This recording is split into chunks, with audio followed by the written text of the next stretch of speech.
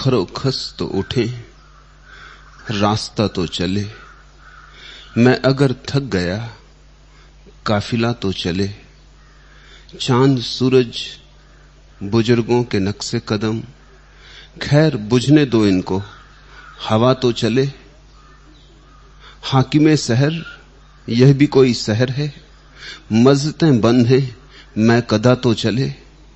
बेलचे लाओ, खोलो जमी की तहें, मैं कहां दफन हूं कुछ पता तो चले। आदमी के जीवन की समस्या एक, समाधान भी एक। आदमी के जीवन में बहुत समस्याएं नहीं और न बहुत समाधानों की जरूरत है। एक ही समस्या है कि मैं कौन हूं, और एक ही समाधान है कि इसका उत्तर मिल जाए। जीवन की सारी समस्याएं इस एक समस्या से उठती, यह एक समस्या जड़ है। और इस समस्या में उलझाव भारी है। उत्तर खोजने वाले भी उत्तर नहीं खोज पाते, उलझाव में भटक जाते, क्योंकि बहुत उत्तर दिए गए और बाहर से दिया गया कोई भी उत्तर काम नहीं आता। उत्तर आना चाहिए भीतर से, और बाहर उत्तरों की कतार खड़ी है, और हर उत्तर तुम्हारा उत्तर बन जाने को आतुर है। हर उत्तर तुम्हें फुसला रहा है, समझा रहा है, राजी करने की कोशिश में संलग्न है। मैं हूं तुम्हारा उत्तर। और स्वभावतः जिसके भीतर समस्या खड़ी हो वो किसी भी उत्तर को पकड़ने लगता है। कहते हैं ना कि डूबते को तिनके का सहारा भी बहुत मालूम होता है, हालांकि तिनकों के सहारे कोई कभी बचता नहीं। लेकिन डूबते आदमी के पास तिनका भी आ जाए तो उसी को पकड़ लेता है। ऐसे ही तुमने बहुत तिनके पकड़ लिए, उन तिनकों के पकड़ने से तुम बचोगे नहीं। नाव तुम्हारे भीतर है। जहां से समस्या उठी है वहीं समाधान छिपा है। समस्या के भीतर ही उतरना है तो समाधान मिलेगा। प्रश्न भीतर और उत्तर बाहर, अगर ऐसा होता तो सभी को उत्तर मिल गए होते। प्रश्न भी भीतर है और उत्तर भी भीतर है, इसलिए जो भीतर जाते हैं वे उत्तर पाते। तो पहला ध्यान रखना, मैं कौन हूं, शास्त्रों से इसका उत्तर मत ले लेना, अन्यथा तुम सदा को भटक जाओगे। मैं कौन हूं इसका उत्तर स्वयं से लेना है, कोई उधार उत्तर काम ना आएगा। सब उधार उत्तर झूठे, इसलिए नहीं कि जिन्होंने वे उत्तर दिए थे उन्हें पता नहीं था, बल्कि इसलिए कि यह उत्तर ऐसा है कि कोई दूसरा किसी दूसरे को दे नहीं सकता। मैं जानता हूं फिर भी तुम्हें दे नहीं सकता, और दूंगा तो देने में ही झूठा हो जाएगा। तुम लोगे, लेने में ही बेईमानी हो जाएगी। यह उत्तर ऐसा है जिसकी तलाश करनी होती, तलाश में ही निर्मित होता है, खोज में ही इसका जन्म है। कोई हिंदू है, कोई मुसलमान है, कोई ईसाई है। किस कारण तुम हिंदू हो? क्योंकि तुमने कोई उत्तर स्वीकार कर लिया है बाहर से। किस कारण तुम मुसलमान हो? क्योंकि तुमने कोई उत्तर स्वीकार कर लिया है बाहर से। तो न तो हिंदू धार्मिक है, न मुसलमान धार्मिक है, न जैन, न ईसाई, न यहूदी। धार्मिक आदमी वह है जो बाहर से कोई उत्तर स्वीकार नहीं करता, जो अपनी अंतर खोज में जाता है, जो कहता है समस्या मेरी है, समाधान भी मुझे खोजना होगा। समस्या मेरे प्राणों के प्राण में उठी है, वहीं से समाधान भी उठना चाहिए, वहीं कहीं समाधान छिपा होगा। अपने उत्तर में जो जाता है उसे जवाब मिलता है, अपने प्रश्न में जो जाता है उसे जवाब मिलता है। लेकिन हम बाहर भटकने के आदी हैं। हम हर चीज बाहर खोजते, हम धन भी बाहर खोजते, हम पद भी बाहर खोजते, हम समाधान भी बाहर खोजते। न धन बाहर है, न पद बाहर है, न समाधान बाहर है। असल में समाधि के ही अलग अलग नाम हैं। धन कहो, समाधि का नाम है। आज जिस फकीर की चर्चा हम शुरू करते हैं उसका नाम है धनी धर्मदास। कबीर के शिष्य थे धनी धर्मदास, बहुत बड़े धनी थे, बहुत धन कमाया, बहुत पद प्रतिष्ठा थी। कबीर के पास जब भी आते थे तो कबीर कभी उन्हें कुछ और नहीं धर्मदास कह के ही पुकारते थे। फिर एक दिन फूल खिला, भीतर की आत्मा जगी, गुरु की चोट काम आई और धर्मदास ने सारा धन लौटा दिया। उस दिन कबीर ने उन्हें कहा, धनी धर्मदास, अब तू धनी हुआ, अब तेरी आंख भीतर मुड़ी, अब तेरी खोज बाहर नहीं, अब बाहर पर तेरी पकड़ गई। धन भी भीतर है, पद भी भीतर है, क्योंकि परमात्मा भीतर है। उससे बड़ा और क्या पद होगा, इसलिए तो उसे परम पद कहा है। समाधि भीतर है और समाधि ही सारे प्रश्नों का, समस्याओं का समाधान, इसलिए तो उसे समाधि कहा है। जहां समाधान हो जाए सब मिल जाता है उत्तर मिल जाने पर। जैसे पानी खिल जाता है कमल खिल जाने पर। कमल के खिलते ही कमल ही नहीं खिलता, उसके आसपास का सरोवर भी खिल जाता है। जब तुम्हारे भीतर उत्तर का जन्म होता है तो तुम्हारी आत्मा ही नहीं खिलती, तुम्हारी देह भी खिल जाती है। तुम्हारा केंद्र ही नहीं खिलता, तुम्हारी परिधि भी खिल जाती। सब मिल जाता है उत्तर मिल जाने पर। जैसे पानी खिल जाता है कमल खिल जाने पर। तब तुम हुए धनी। एक ही खोज है कि मैं कौन, और एक ही उपद्रव है कि बाहर सस्ते उत्तर मिल जाते, मुफ्त मिल जाते, बिना कुछ दांव पे लगाए मिल जाते। ये महत उत्तर बिना दांव पे लगाए नहीं मिल सकता। कल एक युवा सन्यासी ने मुझे आके कहा, आनंद कबीर ने, विचारशील युवक हैं, कुलीन घर से आते हैं, उनके दादा ख्यातिनाम हैं, उनके दादा के सैकड़ों शिष्य हैं, पुष्टि मार्ग के अनुयायी। सन्यास ने खलबली पैदा कर दी। दादा 84 वर्ष के हैं और एक विशेष संप्रदाय के विशेष व्यक्ति हैं। वो कबीर को समझाते हैं कि मैं मर जाऊं फिर तू सन्यास ले लेना, फिर तुझे जो करना हो करना, मेरे जीते जी मत कर, मेरी प्रतिष्ठा को चोट लगती। कबीर ने आके कल मुझे कहा कि मैं क्या करूं, बड़ी अड़चन हो गई। मैंने उनसे कहा कि 84 वर्ष तक किसी मार्ग पर चलने के बाद भी अगर व्यक्ति को प्रतिष्ठा का मोह नहीं मिटा है तो कुछ भी नहीं मिला। जाके अपने दादा को समझाना कि तुम भी संन्यास्त हो जाओ। प्रतिष्ठा, नाम, यश,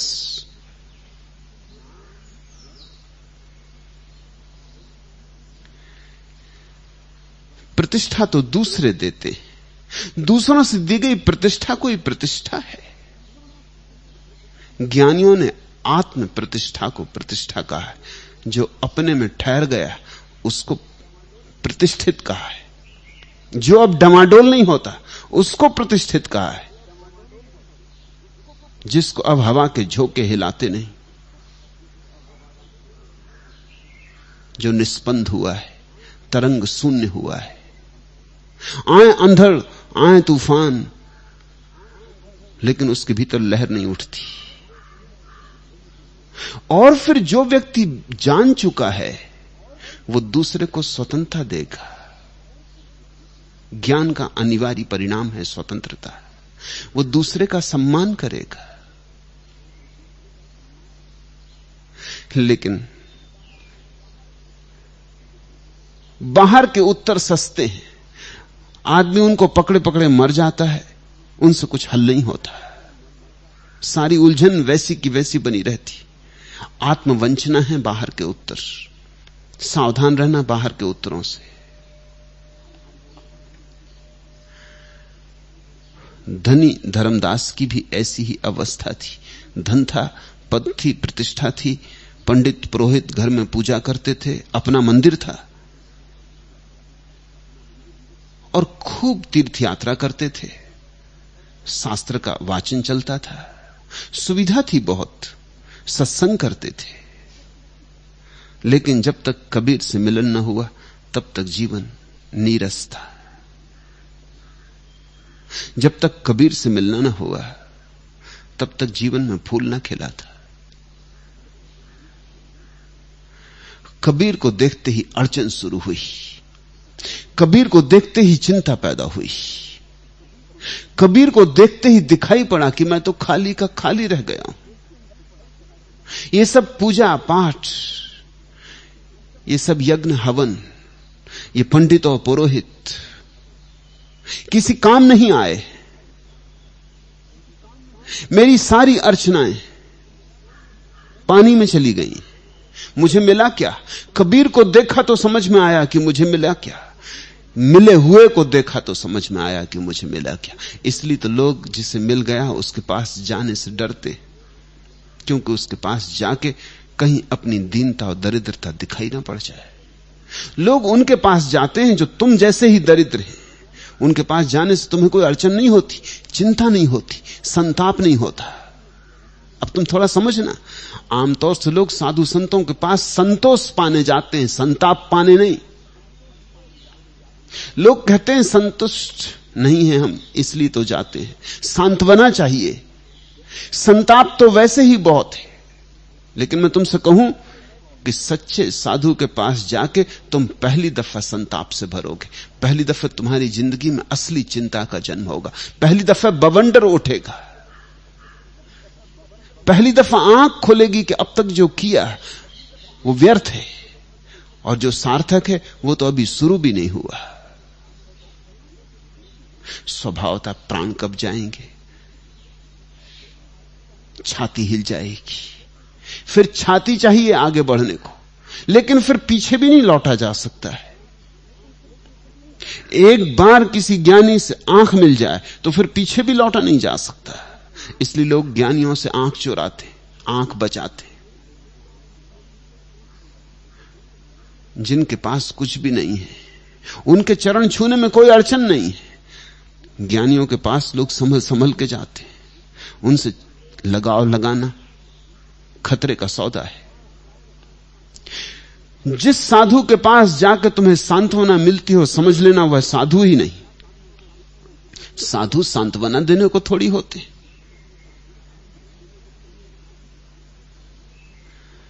सांत्वना से तो तुम जैसे हो वैसे के वैसे रहोगे। मलम पट्टी हो गई, दर्द था थोड़ा वही भी भूल गया, घाव था उसे भी छिपा दिया, चिंताएं थी उनको भी हल कर दिया। कम से कम ऐसा एहसास दिला दिया कि हल हो गई चिंताएं। असली साधु के पास तुम्हारी चिंताएं पहली दफा उमकती हैं, पहली दफा फूट पड़ता तुम्हारा सारे भीतर का सांत्वना का बना बनाया संसार, सब बिखर जाता है। तुम पहली दफा अपने को खंडहर की भांति देखते। तुम्हारे हाथ में जो धन है वो कचरा, तुम्हारे पास जो ज्ञान है वो कचरा, तुम्हारे पास जो चरित्र है वो दो कौड़ी का। तुम्हारा आचरण, तुम्हारी प्रतिष्ठा, तुम्हारा यश किसी मूल्य का नहीं। स्वभावतः आदमी घबरा जाएगा, लेकिन उसी घबराहट से क्रांति की शुरुआत होती।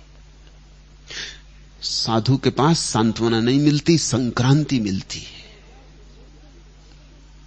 और क्रांति हो जाए तो एक दिन सांत्वना आती है, लेकिन वो सांत्वना नहीं है, फिर वह परम संतोष है, वह परितोष है। वो किसी के दिए नहीं आता, वो तुम्हारे भीतर जब कमल खिल जाता है तो सब खिल जाता है। वो ऊपर से आरोपित नहीं होता।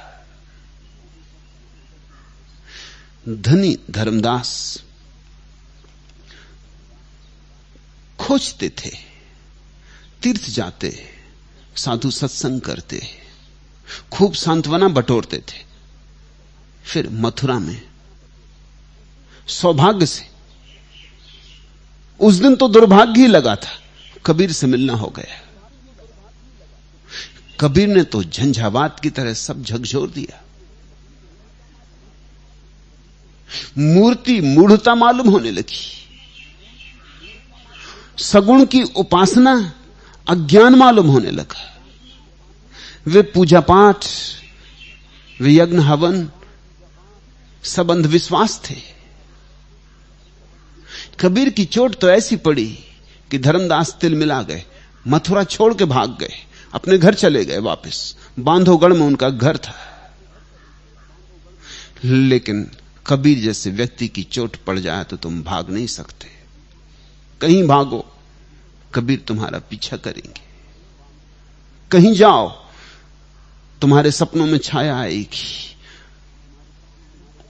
आदमी आदमी जैसा होना चाहिए, वैसा पहली दफा देखा था, भूलो भी तो कैसे भूलो। बड़ी बेचैनी हो गई। प्रार्थना फिर भी करते, लेकिन प्रार्थना में रस जाता रहा, उत्साह जाता रहा। मंदिर में थाली भी सजाते, पूजा भी उतारते, लेकिन हाथों में प्राण ना रहे। शास्त्र भी सुनते, लेकिन अब दिखाई पड़ने लगा कि सब कूड़ा करकट है, दूसरों के उत्तर अपने उत्तर नहीं हो सकते। कबीर ने ऐसी चोट मारी कि नींद लेना मुश्किल हो गया। उदास रहने लगे, चिंता से भरे रहने लगे। और फिर यह भी चिंता पकड़ी कि एक ज्ञानी के पास से भाग आया, कमजोर, कायर हूं।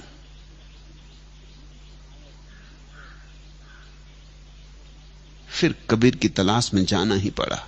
काशी में जाके कबीर से मिले। कबीर से मिलने की घटना उन्होंने अपनी किताब अमर सुख निधान में गाई है। वह घटना बड़ी प्यारी है। वे वचन धनी धर्मदास के समझने जैसे।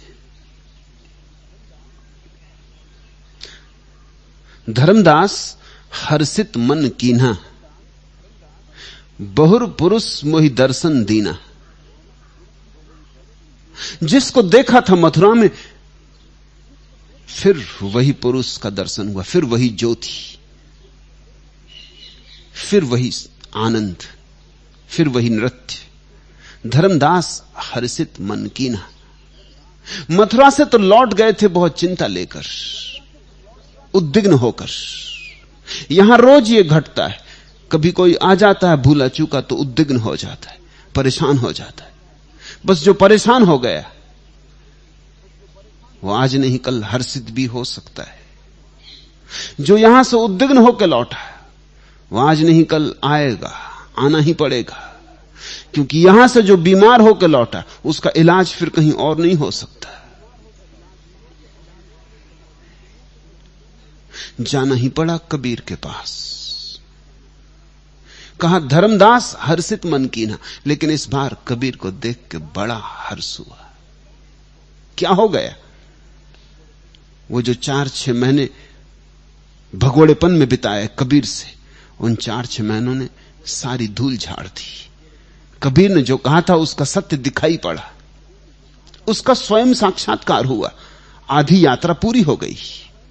व्यर्थ व्यर्थ की तरह दिखाई पड़ जाए तो सार्थक को सार्थक की तरह देखना सुगम हो जाता है।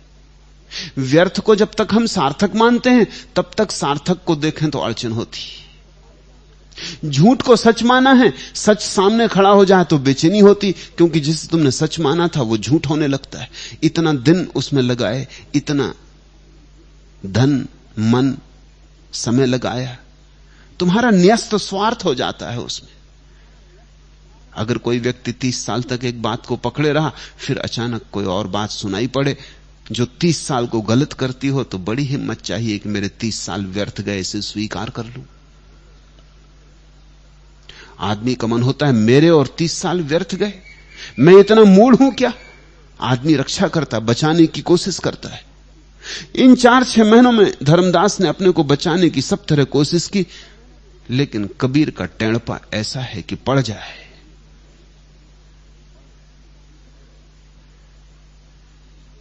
तो सिर खुल गया था, चोट भारी थी, सब दिखाई पड़ने लगा। जो कबीर ने मथुरा में कहा था वो दिखाई पड़ने लगा कि मूर्ति पत्थर है, किसकी पूजा कर रहे हो?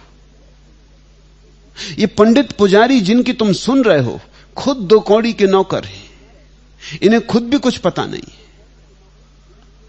ये दूसरों के कान फूंक रहे हैं, इनके कान अभी परमात्मा ने खुद नहीं फूंके।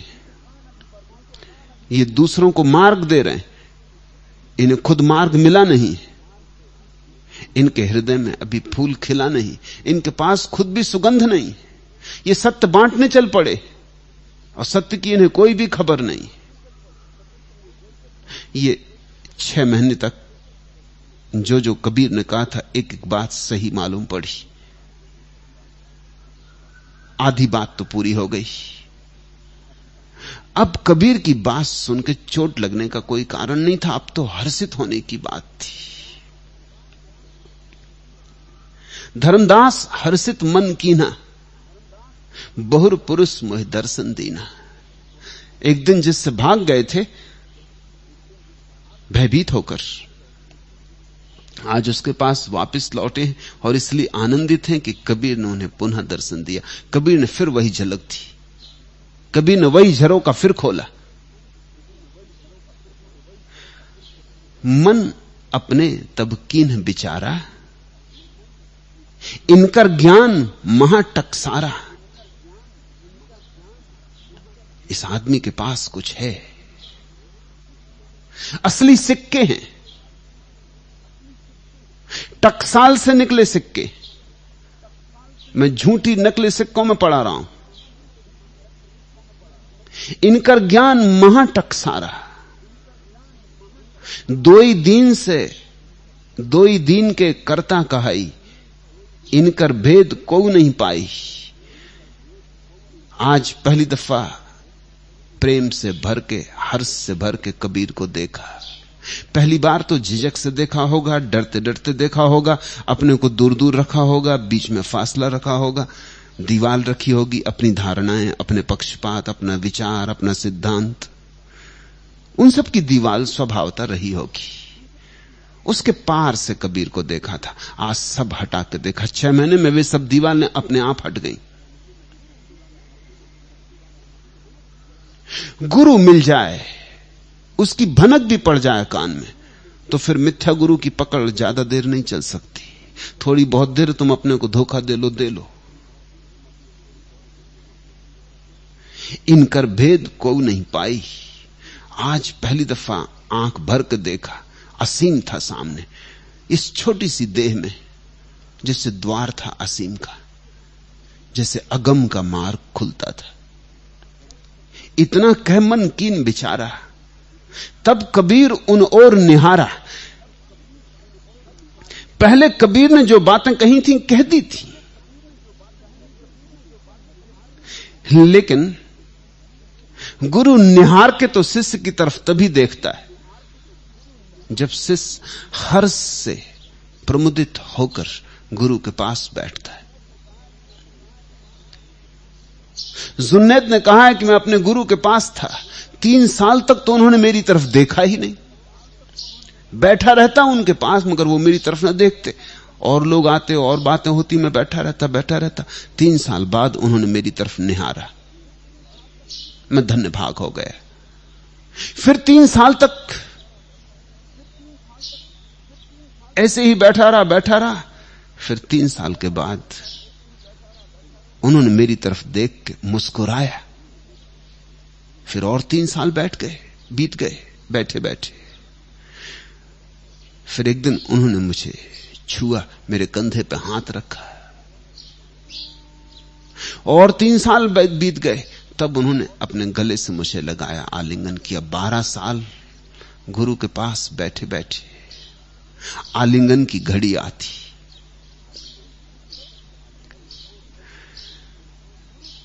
तब कबीर उन ओर निहारा। गुरु देखता ही तब है। इस बात को समझना, गुरु के देखने से मेरा मतलब यह नहीं है कि कबीर पहली दफा जब धर्मदास को देखे तो आंख बंद रखे होंगे, कि कबीर को नहीं देखा, कि कबीर को दिखाई नहीं पड़े होंगे धर्मदास। देखा था, बस ये ऊपर की आंख से देखा था। एक और आंख है गुरु की, उस आंख से तो कोई तभी देखा जाता है जब कोई तैयार हो जाता है। वह आंख तो तुम्हारे भीतर तभी उतर सकती है जब हर्ष तुम्हारे भीतर द्वार खोल दे। तुम्हारे भीतर चिंताएं खड़ी हैं, बेचैनियां खड़ी हैं, फिक्रें खड़ी हैं, सही गलत का हिसाब खड़ा है, संदेह खड़े हैं, अश्रद्धा खड़ी है, अनास्था खड़ी है। तो गुरु अपनी वह आंख खराब नहीं करता। उस आंख की भी तुम्हें जरूरत नहीं है। उस आंख की जब जरूरत होती तभी वह आंख तुम में डाली जाती। वही आंख वास्तविक दीक्षा है। वही है गुरु के साथ जुड़ जाना। उसी आंख की एक झलक और जोड़ बन जाता है, फिर जोड़ नहीं टूटते। इतना कहमन कीन बिचारा, इस हर्ष का विचार ही उठा था, यह आनंद का भाव ही उठा था। तब कबीर उन ओर निहारा। आओ धर्मदास पग उधारो, कबीर ने कहा धर्मदास को, आओ धर्मदास पग उधारो, चिहुक चिहुक तुम काहे निहारो। ऐसे दूर दूर से चिहुक चिहुक, ऐसे डरते डरते, ऐसे भयभीत। आओ धर्मदास पग उधारो, कबीर ने कहा रखो पग, ये खुला मार्ग, मैं हूं मार्ग, रखो पग। आओ धर्मदास पग उधारो, अब दूर खड़े रहने से ना चलेगा। पहली दफा तो कबीर ने खंडन किया था कि मूर्ति गलत, कि पूजा गलत, कि प्रार्थना गलत, कि शास्त्र गलत। पहली दफा तो सारे आकार और सगुण की धारणा का खंडन ही खंडन किया था। इस बार निमंत्रण दिया, आओ धर्मदास पग उधारो, चिहुक चिहुक तुम काहे निहारो। अब दूर रहने की कोई जरूरत नहीं, अब दूर दूर से देखने की कोई जरूरत नहीं। आ जाओ पास, निकट आ जाओ। इस निकट आ जाने का नाम सत्संग है। और धन्य भागी हैं वे जिन्हें गुरु बुला ले और कहे आओ धर्मदास पग उधारो, चिहुक चिहुक तुम काहे निहारो। कहिए छिमा कुशल हो नीके, कबीर कह रहे हैं धर्मदास से, कहिए छिमा कुशल हो नीके, सब ठीक ठाक है। सूरत तुम्हार बहुत हम झींके, कितने कितने समय से तुम्हारी सूरत की याद कर रहे थे। सूरत तुम्हार बहुत हम झींके। ये मत सोचना कि शिष्य ही गुरु को खोजता है। गुरु शिष्य से ज्यादा खोजता है। शिष्य की खोज तो अंधी है, अंधेरी है। शिष्य को तो पता नहीं ठीक ठीक क्या खोज रहा है, गुरु को पता है। इजिप्त के पुराने शास्त्र कहते हैं जब शिष्य तैयार होता है तो गुरु उसे खोज लेता है। शिष्य तो कैसे खोजेगा? शिष्य तो कैसे पहचानेगा कौन गुरु है? गुरु से मिलन भी हो जाएगा तो भी प्रतिभिज्ञा नहीं होगी। गुरु सामने भी खड़ा होगा तो भरोसा नहीं आएगा। हजार बाधाएं पड़ेंगी, हजार चिंताएं अड़चन डालेंगी, हजार संदेह उठेंगे। मैं भी इस बात से राजी हूं कि पहला कदम गुरु उठाता है, शिष्य नहीं। पहला निमंत्रण गुरु देता है। आओ धर्मदास पग उधारो, चिहुक चिहुक तुम काहे निहारो। कहिए छिमा कुशल हो नीके, सूरत तुम्हार बहुत हम झींके। मथुरा में देखा था धर्मदास को, तब धर्मदास तो नहीं पहचान सका था अपने गुरु को, लेकिन गुरु अपने शिष्य को पहचान लिया था। देखा होगा बीज धर्मदास का, देखी होगी संभावना इसके वृक्ष बन जाने की, किसी दिन आकाश में फूल खिल जाने की। देखी होगी इसकी अनंत संभावना। गुरु उसी दिन चुन लिया था।